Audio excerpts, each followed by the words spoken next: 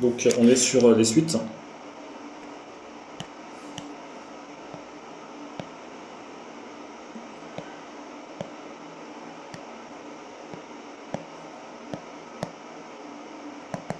Alors, normalement il y a deux parties sur les suites. Partie 1 c'est on va dire généralité et variation, et partie 2 c'est les suites arithmétiques et géométriques. Ton prof il a tout fait dans le même bloc, donc on va faire un peu tout dans le même bloc. Déjà on va essayer de voir ce que c'est qu'une suite.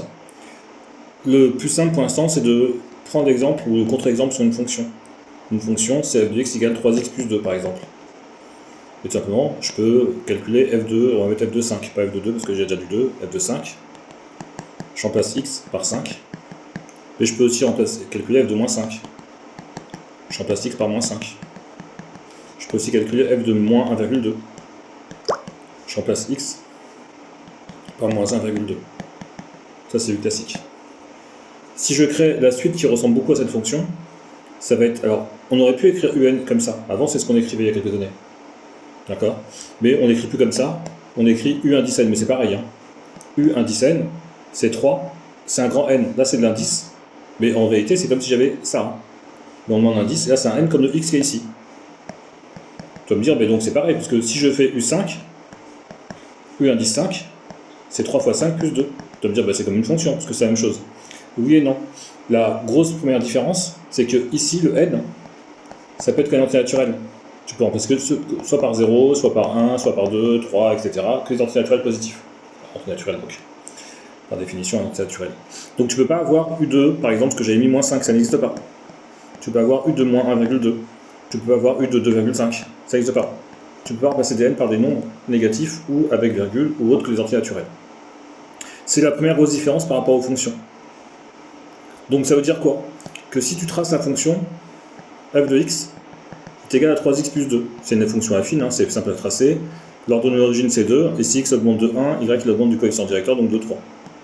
Donc grosso modo ma fonction va être comme ça. La suite associée, bah, tout simplement, u de 0, bah, c'est la même chose que f de 0. u de 1, en termes de calcul, c'est la même chose que f de 1. u de 2, c'est f de 2. Donc u de 0, f de 0 c'est ici, f de 1 c'est ici,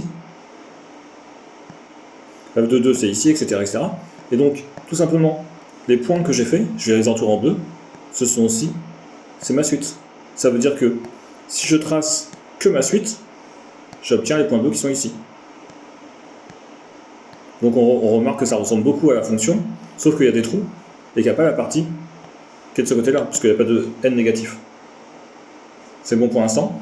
Ça veut dire que si j'ai une fonction, si j'ai une fonction qui est compliquée, f de x est égal à 3x au carré moins 4x plus 5 sur x plus 2, par exemple, et que j'ai une courbe qui est compliquée, je fais n'importe quoi, je ne suis pas en train de tracer cette fonction-là, je ne la connais pas, une courbe qui est comme ça, la suite un qui serait égale à 3n au carré moins 4n plus 5 sur n plus 2, ce sera les points qui seront ici. Juste les points bleus que je suis en train de faire.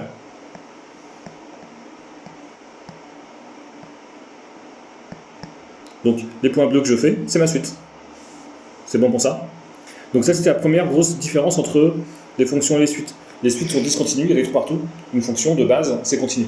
Je dis de base parce qu'on peut avoir des fonctions discontinues, mais il n'y a pas de trou grosso modo. Deuxième grosse différence avec les fonctions et les suites, quand j'écris un est égal à 3n plus 2, c'est ce qu'on appelle une suite explicite. C'est une suite simple, si tu préfères. Mais le explicite, ça veut dire un en fonction de n. C'est un en fonction de n. Il se trouve qu'une des particularités des suites, c'est d'avoir un effet de cause à effet. Ça veut dire de calculer le terme d'après, un plus 1, en fonction du terme d'avant. D'accord? C'est-à-dire que le u d'après, il vaut 3 fois u d'avant plus 2. Et bien sûr, à un moment donné, il faut initialiser. Donc on va initialiser par exemple là, u0 qui vaut 4. On va mettre 2, on va mettre 1, on va s'embêter. Donc si u0 il vaut 1, et que je veux calculer u1, pour calculer u1, il faut que je repasse n par 0. Hein. Pour calculer les termes d'après, c'est ça que j'utilise. Hein.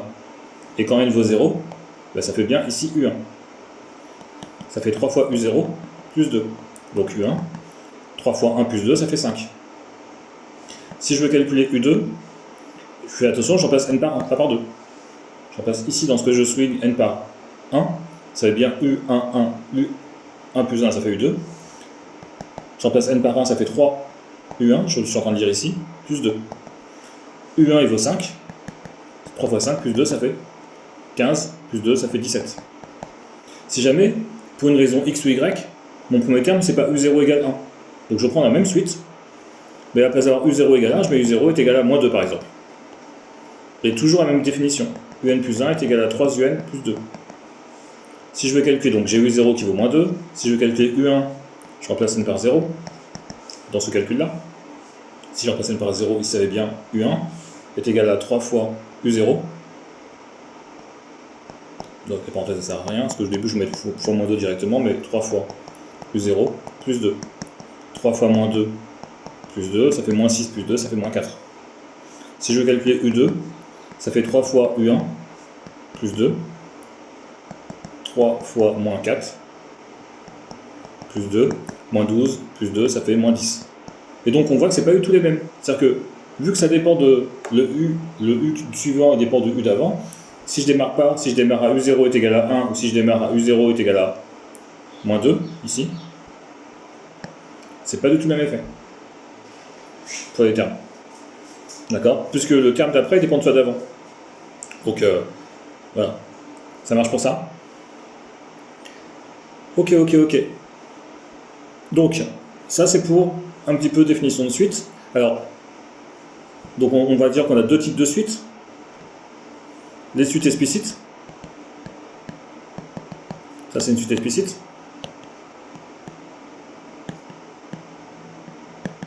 Et celle qu'on vient de faire, U indice n plus 1 est égal à 3 U indice n plus 5. Elle ressemble beaucoup, hein, mais c'est pas du tout les mêmes chiffres. Hein.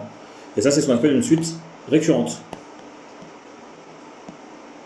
Une suite définie de manière récurrente. Et dans tous les cas, il faut initialiser à un moment donné, il faut qu'on donne un terme. Ça peut être U0, ça peut être U1, ça peut être U17. Hein. On peut te dire on démarre à 17. Imagine que c'est le calcul de ton argent de poche. On a commencé à donner l'argent de poche à 17 ans. On te dit ton argent de poche il vaut 10 € par semaine à 17 ans. Et avant tu avais 0. Donc tu démarres à U17 par exemple. Et après tu pourras calculer ton argent de poche à 18 ans, à 19 ans, etc. Qui dépend de ce que tu avais eu avant. Ok pour ça. Donc voilà un petit peu pour, on va dire, définition ou initialisation sur les suites. Ce que je vais te proposer, c'est de faire un ou deux exercices corrigés où on va calculer les premiers termes de la suite.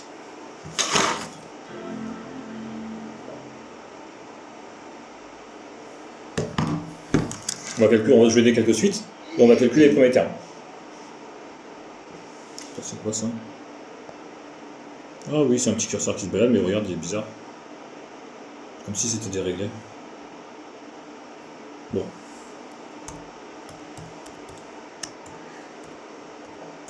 C'est bon pour l'instant ce que je te dis ou pas? Oui, tu arrêtes de me poser des questions, en même temps ça t'enregistre. Donc là, on verra que tu poses des questions, tu participes au cours. C'est-à-dire que ce soir, si tu mets le cours pendant que je suis pas là, tes parents ils auront l'impression que tu m'as caché dans ta chambre. Tu vois? Donc ils vont ouvrir la porte comme ça, ils vont faire Nadir, sors de là. Et tu diras bah non, il est pas là. Et ton père il sortira le fusil, hein. Bon je pense pas qu'il ait un fusil. Hein. Non.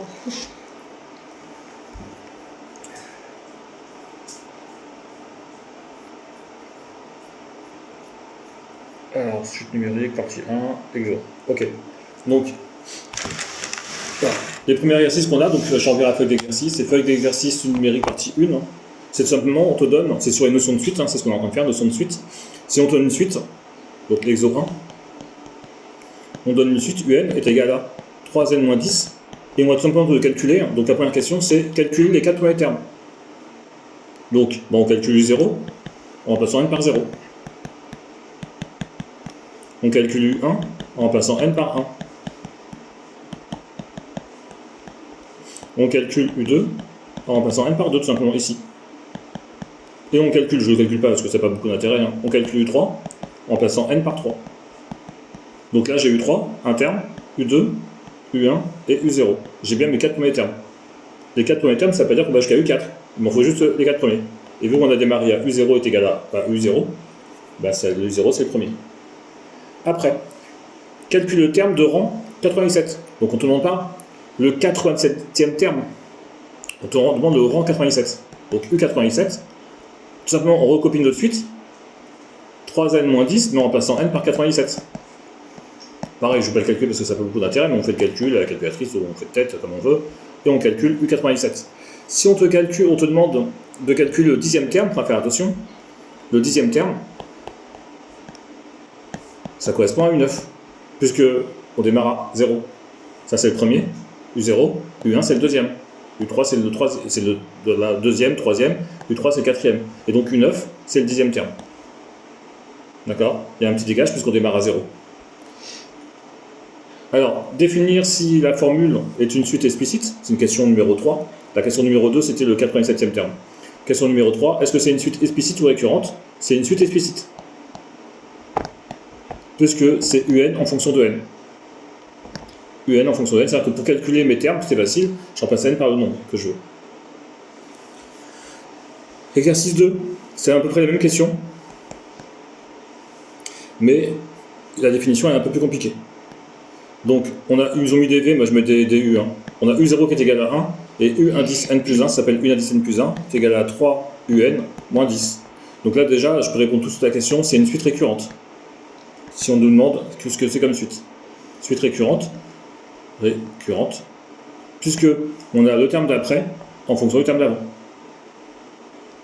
U après, 3 fois U avant. Alors que ici, UN en fonction de N, il n'y a pas de U ici. Ça marche comme ça? Est-ce que pour l'instant c'est bon? Oui. Et donc, on va te demander de calculer les premiers termes, les 4 premiers. Première question, calculer les 4 premiers termes. U0 on te le donne, non? Donc même si on n'a pas calculé, on considère qu'on l'a. Pour calculer U1, regarde bien comment je fais. C'est cette formule que j'utilise pour calculer mes termes. Pour avoir U1 ici, N il vaut 0. Donc j'écris bien N à côté qui vaut 0. Et je remplace partout de ce côté-là N par 0. Ici aussi, hein. 0 plus 1 ça fait 1. 3 fois U0 moins 10. Et je remplace. U0 il vaut 1, donc 3 fois 1 moins 10, ça fait moins 7. C'est mon U1. Pour calculer U2, j'applique ma formule, je remplace N par 1.